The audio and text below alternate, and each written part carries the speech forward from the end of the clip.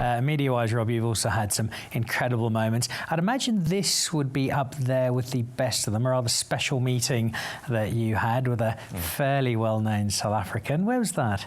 It was one of those crazy moments. I had the privilege of working with the late Madiba a couple of times. He had something called the Premier and Presidential Awards, which he would ask me to host every year. And just the one time a thought crossed my mind, I was like, he's always being asked political questions. They're always asking him all these issues about the ANC and politics and everything that we all know about his history.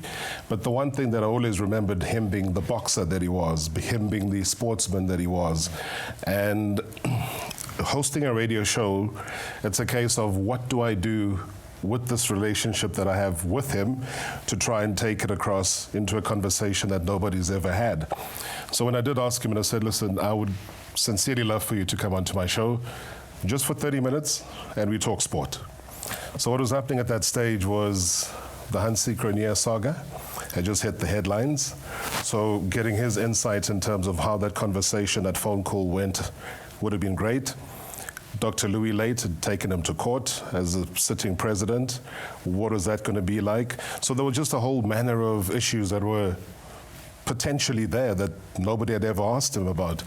And he said, well, just be nice to Zelda. His PA said, just be nice to Zelda, and I'll be there. You know, and true to form, he arrived at the Metro FM studios at the SABC. Much fanfare. We had just started, you know, setting up at the reception area where everybody gets to see whoever the guest is, so almost like a little fishbowl type thing.